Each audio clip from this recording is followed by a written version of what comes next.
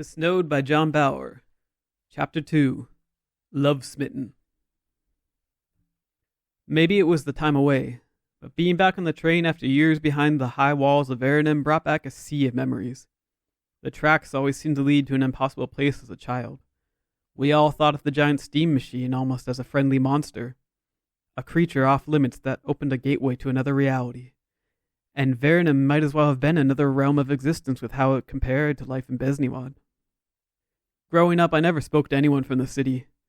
I rarely even met anyone who had the opportunity to visit it. There were some laborers who would make the journey, but they were focused on warehouses and shipping more than exploring the gardens and sloping stone paths. Things started to change as I entered adulthood. There were new programs to bring villagers to Veronum for an education. That's where and how me and Lumi started our life together. The closer we got to Besnowed, the clearer the memories became. Between the beat of the train tracks and the passing branches outside the window, I was transported to that first time I stepped past the turnstiles and onto the platform at Besnowed Station, when I left to start my studies in Veronum, when the rest of my life took root and began to flourish. All it takes is that one step over the threshold, and I'm swept into the past. We all cried that day. Mom, Dad, my sisters and me. No one was spared the sorrow of the emotional farewell. I was stuck wondering if I shouldn't regret the decision more as I waited for the train to arrive. I could have settled for a more simple life at home in Besnowed. Maybe opened my own shop in the central square. The market tents were always cycling through new owners, and it was the easiest way to make a living outside of the mandates. When I rub my eyes, I can still feel the tears on my face from that day, still wet from saying those final goodbyes to my family. The platform was limited to passengers with tickets or workers loading and unloading cargo. I was alone for the first time in my life, truly alone and about to enter the civilized wilderness of Veronum City. Standing on the platform left my mind free to look for any distractions, the obvious thoughts hidden in the usual weather for the months leading up to Frithicnyan. A moderate cold and a bearable amount of ice and snow. Nothing out of the ordinary, as the reality of my new isolation closed in with a chilling sensation. My eyes were glued to the tracks, hoping for the arrival of the train to bring another answer. All that confusion and nervous indecision made it impossible to ignore the presence of another person waiting for the same train. Her eyes as tired from tears as mine, and her gaze as lost as my own. Neither of us had much more than 20 winters then. She was an old classmate and a distant acquaintance of mine. Our families rarely, if ever, interacted, and our social circles never really intersected. We knew of each other, but didn't know each other. Oh, how things would change. It was harder to say goodbye than I thought it would be. I thought to break the ice was something I knew was on both our minds. I clearly remember thinking it was stupid to say anything the moment after uttering a sound. I was some creepy guy with tears in his eyes trying to make conversation with a person obviously dealing with her own sadness. Yeah, it's my first time out of the village. Lumi was polite with her answer, but we both realized we didn't know how to hold the conversation. Our eyes then locked in an unspoken understanding. We were yearning for an answer to the question. We knew the gossip and heard the rumors of how we were both leaving to study at the same university. But it was always a few degrees removed. Facing that reality posed the very real question of being friends. It's my first time leaving Besnowed, too. Don't you live by the woods, though? But still in Besnowed. Yeah, I guess that's right. We knew so little of each other, but began welcoming the distraction from the other thoughts left inside the station. Her comments weren't meant to be dismissive or hostile. My parents still live in what most people in the village would think of as the frontier. An old government project attempting to expand the village that seems to have failed. I'm Sweffen, by the way. Yeah, I recognized you. Sweffen Kumri? And you're Lumi Jwa, right? She nodded in agreement, and we stood there on the platform, waiting for the train. The air froze the frame in a perfect picture. Steam rolling down the track, finally signaling the start of our new adventure. All we could do was stand with each other as the engine pulled up with a screech and the doors opened up with a crunch. Warm air rolling out from inside the car. The station workers were quick to busy themselves with loading fresh cargo from the village and unloading what quota was left from Veronum.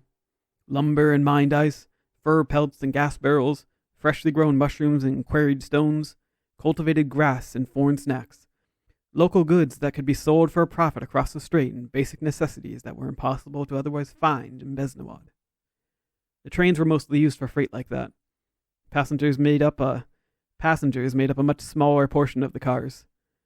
Things were shifting before quarantine, and travel was shifting to a more commonly accepted part of village life. However, when we first left, it was still seen as a rare specialty reserved for dignitaries and migrant workers moving back and forth across the continent. I can help you with your stuff. Neither I nor Lumi knew how to comfort the other as we stood there facing the open doors of the train. Genuine gestures go a long way in helping find familiar comfort in those situations. Oh, that'd be nice, but you don't have to. No, I insist. Well, then let's sit together, okay? Lumi smiled as she let me grab her suitcase while helping me with my own in the same motion. We laughed at our attempt to be more forgiving than the other, a welcome change from the cold tears and long goodbyes. I knew then and there I wanted to spend more time with her. My face must have given it away, burning into shades of bright red. That's one of the benefits of living in the cold, though, an ever-present excuse for the obvious signs of embarrassment. I imagine the more moderate temperatures of Verenum, they have a harder time picking out the red from the cold and red from embarrassment. I'm sorry, I just didn't expect you to help me as well. The sloppy words slipping from my lips made for an awkward transition into the warmth of the train.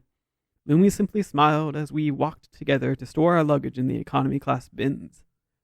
Then you don't know me very well. We were both trying our best to act normal as we stepped onto a train for the first time in our lives.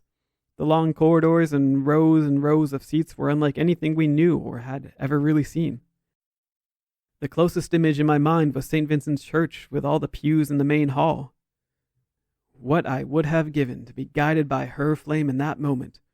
The mostly empty seats made the hum of the engine all the more noticeable as we searched for the economy bins to store our luggage.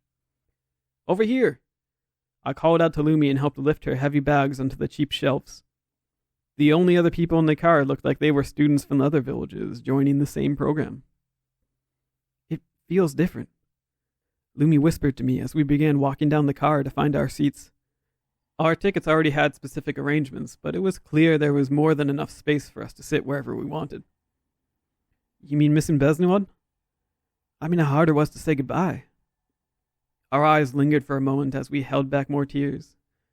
The truth in those seconds more raw than anything leading up to them in our life before.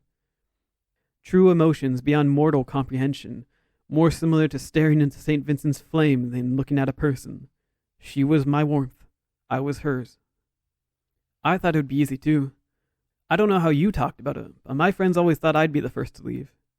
I'm sure that's how they tell the story, but I'm less certain myself. I hardly knew what I was saying as the words left my mouth. It felt almost like I was possessed as I tried to make the most of the moment and express a combination of who I really was and who I wished to be. Mom always wanted me to stay close to home, so of course I got on the program to study in Verenum.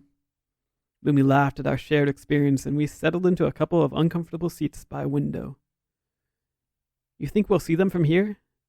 People without tickets weren't allowed onto the main station platform. Some kind of safety protocol that was meant for the coldest months that was held in place year-round.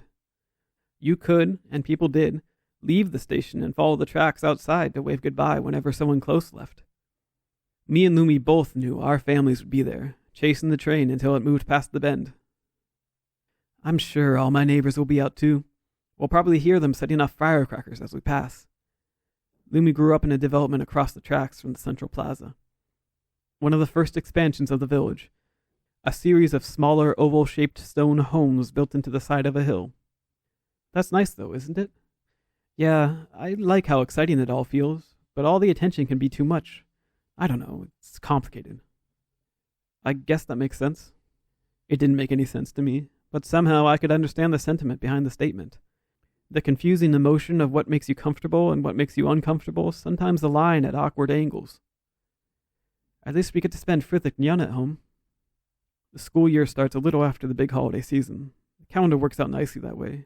A break in studies for a long vacation when the sun is generous with its light and enough time to enjoy Frithik Nyan at home with the family. Lumi nodded in agreement as we looked out the window. The dizziness of the emotion was calmed by the sight of our families waving and cheering as the train slowly picked up speed, our parents staying farther back and our sisters chasing after the tracks. Right on cue, Lumi's neighbors on the hill started setting off firecrackers as a final goodbye. One last reminder of how we celebrate the season back home. The rush of emotions was intense. Our breaths matched a quickened heart, and the fast pace of stone structures of Besnowed quickly giving way to the wilderness brought about by reforestation. We could both feel the sensation, like we were already missing home, like we made a mistake by joining the program to study in the city. But it was all too late. Those desperate times are when you need her strength the most. Is that Mount Vincent? Lumi pointed toward the horizon against the fading aurora and its colorful painted skies.